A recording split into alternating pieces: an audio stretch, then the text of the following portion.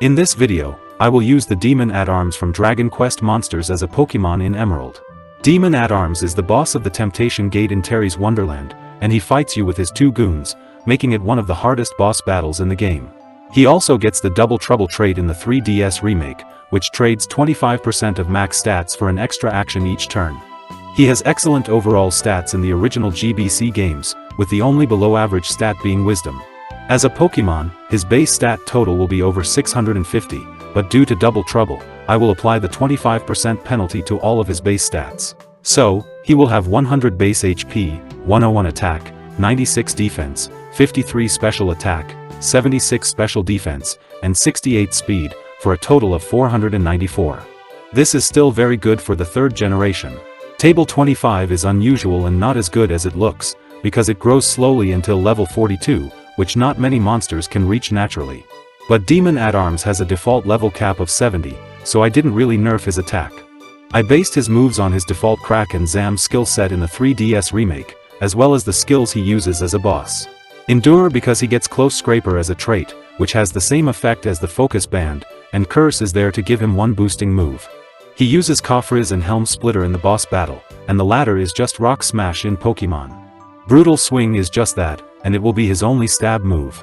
He's not getting any tier 4 skills, since those require Crack and Zam too. I didn't make any offensive TMs compatible, because they won't work with his custom ability, more on that later. All basic solo run rules apply. I'm not using Hidden Power due to its luck-based nature in this generation, where you have no legitimate control over IVs.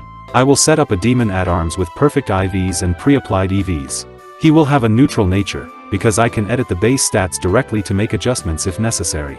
He's in the Demon family, so Mono Dark type is obvious. EV-wise, max special attack is pretty much forced due to his moveset, and he needs enough speed to still outrun most enemies after a curse. The rest will be an attack, although he doesn't get any good physical moves. He levels up slowly in both the GBC original and the 3DS remake, so I put him in the 1.25 million experience group. This is a test run for a simulated custom ability, which makes attacking moves hit twice but lose all effects. I would have liked to keep the effects, at least for the first hit, but that didn't seem possible without tinkering with the game engine. Crack and Zam are both tier 1 single target spells, so I just made them 40 power special moves in this game. Since all my moves hit twice, they still do formidable damage even with my subpar special attack. Roxanne was easy, it only took 1 hit from Crack to take out each Geodude, and her Nosepass has abysmal attack stats and couldn't really do anything. Rock Tomb was annoying since it lowers speed, and she had a couple of potions, but she had to outdamage me to take me down, which her Nosepass couldn't. Offensive TMs conflict with my custom trait, so I can use none of them. This is yet another limitation of the game engine. You can battle your rival again here in Emerald. It's optional, but I need the extra experience thanks to my high EXP group. Her Torchic actually survived a 2-hit pound, but it doesn't know any fighting moves yet. Brawly should have been hard because I have a typing disadvantage, and there's nowhere to grind on the island, but he turned out to be a piece of cake. He simply didn't want to attack, but would instead start by using Bulk Up each time when I have special moves. Bulk Up is just Curse without the speed penalty, and it will probably be too overpowered with my custom trait, so I didn't make it compatible. Shade Slash is a dual-element physical skill in the DQM games, which does both Zam and Donk damage, and hits the lower of the 2 resistances. This is impossible to replicate in Pokémon until the 6th gen, since the moves Flying Press and Freeze Dry weren't introduced until X and Y. By the way, the description is a lie, as the added effect will never happen. Frost Slash does Crack and Ice Breath damage in DQM. I don't know why these need to be separate elements, but they are. And again, the freezing will never happen because the flavor text is a lie.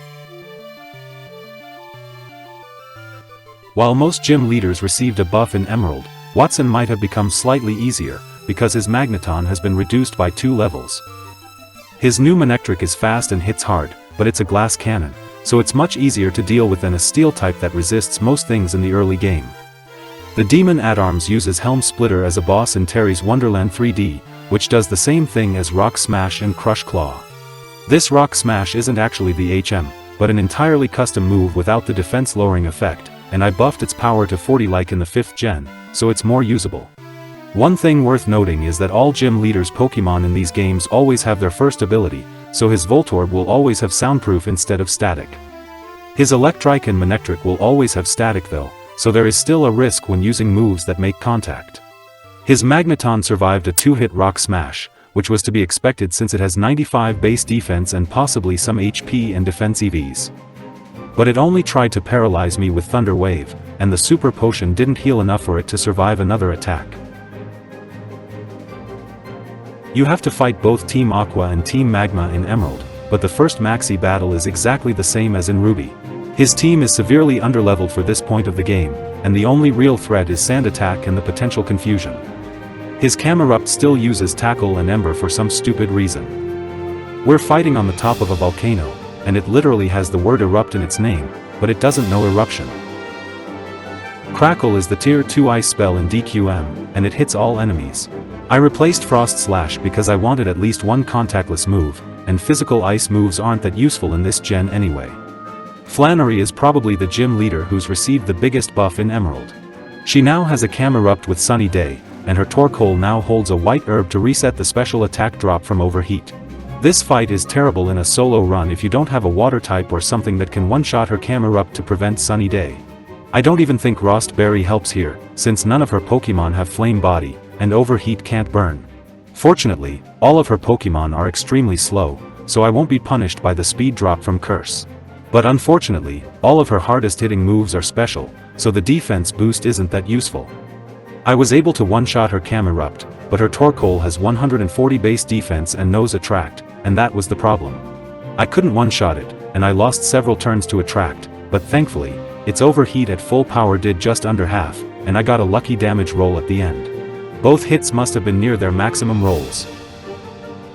Norman's first Slacking has been replaced by Spinda and Linu, so he's arguably easier as well, although Slacking is basically free for anything with Protect or a 2-turn move like Dig. His remaining Slacking knows Yawn, so I equipped a Chesto Berry to cure sleep.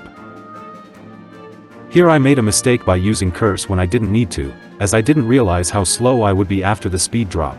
Spinda is just an awful Pokémon, but Slacking has a huge HP pool and good defense, and it has Counter, which I wasn't aware of. Counter only retaliates the last hit of a multi-hit move, but even that was almost enough to one-shot me. And thanks to Curse, I was now slower than his Vigoroth, so it easily took me out. Knowing what I did wrong, all I had to do now was not to use Curse, and just hit his Slacking with special moves. It was an easy win.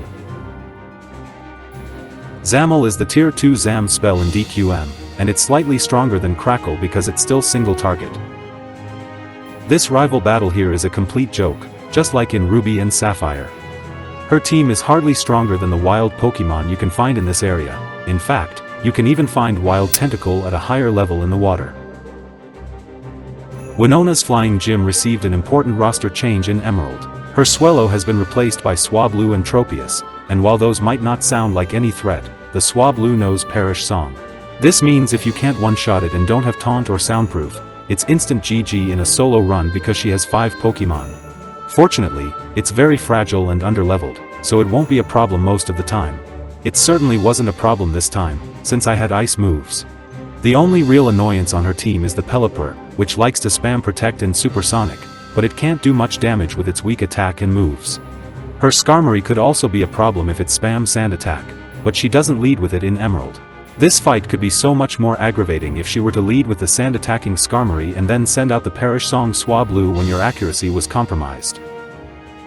Brutal Swing is basically the same as in Gen 6 or 7, but it only hits both opponents here, because Friendly Fire is actually an effect of Earthquake and Magnitude.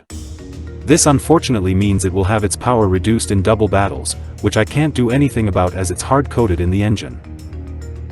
This is the final rival battle in Emerald as well, and she still doesn't have a fully evolved starter. They gave her a Ludicolo, but not a Blaziken, and we just fought her 2 other Pokémon at the Flying Gym. Besides, why does she need 2 grass types, 2 water types, and 2 flying types when she only has 4 in total? I'll replace a different starter next time, to see if she gets a less redundant team. There's an additional Maxi fight at the volcano in Emerald. His team should be the same as in Ruby, just at slightly lower levels, so he posed little threat as long as I went in with a Persim Berry to cure confusion. I didn't really have anything good against his team, but I was over 10 levels higher since I got almost all the experience during the run. This is why solo runs can often be easier than full team runs in Pokémon games. Oh, by the way, his Camerupt still doesn't know Eruption in this battle, not that it would do much since it's so abysmally slow, and there's no trick room in this gen. You can't fight the Psychic Gym without a second Pokémon on your team, so I just grabbed a random HM Mule. It will take a hit for me, because the AI prioritizes the weakest target to secure KOs, but it wouldn't make any difference to the outcome since I'm a dark type. I equipped a Chesto Berry for this fight, as their Lunatone has Hypnosis, but it has lower defense, so I doubt it could survive my brutal swing even with its power reduced. This gym got an additional Hatu and Claydol, and they could be annoying if allowed to set up Reflect and Light Screen, but chances are they'll just attack the HM Mule in a solo run. Speaking of the HM Mule, here I would have loved for Brutal Swing to team kill it, just so it wouldn't leech half of my experience. Moves with Friendly Fire seem to retain their full power in doubles as well. But unfortunately, Friendly Fire in this gen is an effect as I mentioned earlier, not a targeting option, so it conflicts with my custom trait. The Psychic Gym wasn't actually a multi-battle despite having 2 leaders, so you couldn't take out all of one trainer's Pokémon first to make it a 2-on-1. However, here is a mandatory multi-battle in Emerald with Steven as your partner. Persim Berry is pretty much forced here, since most of their Pokémon can confuse you, and this battle is actually quite hard, due to how bad your partner's AI is. For example, his Metang used Light Screen here against 2 physical attackers, and I have no idea why, unless the AI isn't aware of the physical and special split patch. Even that doesn't make sense, since the AI is fully aware of the split in XD, where shadow moves can be physical or special, and this is why the patch can work in Emerald. This is another fight where I would have loved Friendly Fire on Brutal Swing, to take out his useless Metang. But anyway, it wasn't that bad, since I'm not weak to Earthquake and didn't get unlucky with Confusion. The Archie fight here is exactly the same as in Sapphire, and he didn't even get a level boost in Emerald. He might have more EVs on his team, but I'm not sure, and I don't know how to check the exact stats in the ROM editor. There is a number 150 under his EVs, while some boss trainers have up to 255, but again, I have no idea how they are distributed. The Demon at-Arms uses Kafriz as the gate boss in both the GBC original and 3DS remake of Terry's Wonderland, so I put it onto his moveset. It's just a special 90 power single target fire move with no additional effects, slightly worse than Flamethrower. Most of these spells are kind of bad, especially in the GBC original where they max out at tier 3. While they did receive their tier 4 versions in Joker and later games, you need a whopping 1500 wisdom to do full damage, a number no monster can reach naturally. Anyway, Juan was a joke due to how underleveled his team is for this late stage of the game. I equipped a Persim Berry just in case I got confused by Water Pulse.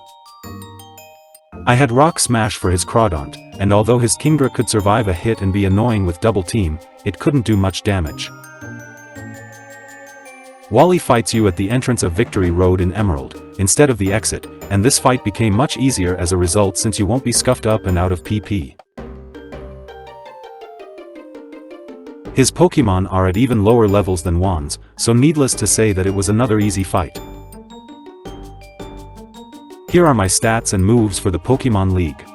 I have pretty well-rounded stats, thanks partly to my EV spread, and I have coverage against most types in the game. Cockrack is the tier 3 crack spell, and since it's AoE, it's weaker than Kafriz and other single-target spells. Again, I didn't give him tier 4 spells since his default skill set only gets up to tier 2, and he only uses tier 3 as a boss. Sydney was actually the hardest of the Elite 4 in this run, because of Intimidate and Sand Attack on his lead Mightyena. Rock Smash wouldn't one-shot anything after Intimidate as it only has 40 power and without stab. In fact, I doubt it would even one-shot before Intimidate since all bosses have perfect IVs and some EVs in Emerald. I didn't expect Kafriz to one-shot his Mightyena, but I guess it has no HP or special defense EVs, or maybe its EVs are evenly distributed among all stats. And that is arguably the worst possible spread. What I also didn't expect was his Absol not having Mega Horn, or it wouldn't have used Rock Slide against another Dark type, which I didn't know it could even learn. It does get Stone Edge in Gen 4 to go with its new Super Luck ability, but Rock Slide seems a bit uncharacteristic on a feline creature. Phoebe was a free win. Brutal Swing one-shots everything, so moving on. Glacia has the worst team in the league, and due to the shortage of new ice types in Gen 3, 2 of her Pokémon have not even fully evolved. Things like Cloyster and Piloswine are not in the regional decks, and the only other ice type introduced in this gen is Regice, which is legendary. An interesting note is that they changed the order of her team in Emerald, and instead of the Glalie with Hail and Light Screen, she now opens with the level 50 Celio. I don't see the point of this change though, and I would have much preferred they added back some previous gen ice types. Kazam is the tier 3 Zam spell, and like Kafriz, it's single target. The base Crack and Zam set doesn't actually get Kazam, and he doesn't use it as the gate boss, but I gave it to him just for the sake of completeness. It's basically a stronger Shadow Ball without the chance to lower special defense, and it's not that useful when he already has Stab Brutal Swing. Citrus Berry only heals 30 HP in Gen 3, but it could make the difference between a 2-hit KO and a 3-hit KO. It was buffed to 25% of max HP in Gen 4 and beyond, making it much more useful in competitive battles. Drake was basically another free win, since I had ice moves to hit the double weakness on most of his dragons. I only need about 135 speed before the 10% badge bonus to outrun his Salamence, which most certainly doesn't have a speed nature or max speed EV. His Kingdra couldn't be one-shot since it's pretty bulky and only has one weakness before Gen 6, but it's typical of a Gen 1 and 2 Pokémon with high stats in the wrong places. Gens 1 and 2 had Stat EXP, which allowed you to max out all 6 stats on each Pokémon, so having 4 base 95s could be great. But in Gen 3 and beyond, that just makes it a jack of all trades, master of none. Wallace is probably the worst champion across all generations. All of his Pokémon are water type, which is known for having very poor coverage. I didn't get many rare candies in this run because of the pickup change, and my EXP group meant I wouldn't be at as high a level. But 71 should still be more than enough to take him down without too much trouble. It's quite clear that most of his Pokémon have got either HP or defense EVs, but that also meant they wouldn't hit as hard. I had enough natural bulk and a citrus berry to take whatever he threw at me, so it was just a boring fight. He could have led with the Gyarados to make things harder with Intimidate, but no, he brought it in so late that it didn't really matter. You can still fight the real champion, Steven, at the Meteor Falls afterwards in Emerald. His entire team is all in the high 70s, and with maxed out EVs according to the ROM editor. I couldn't be bothered to grind or look for rare candies, so I just kept trying until I got lucky with critical hits. He only took me 3 tries, since all I needed to win was landing a crit on either his Cradily or Metagross, and I ended up critting the Metagross, on both hits. So, in conclusion, this test run has mostly been successful, although there are still many game engine limitations that I couldn't overcome. And as you might have guessed by now, all I did was base my damaging moves on double kick, which always hits twice but has no effects. It was a lazy and crude way to do it, but something like the Mega Kangaskhan's ability simply can't be replicated here. Guess I was being overambitious, so I'll do something simpler and more era-appropriate next time. Anyway, that's it for now. Thanks for watching.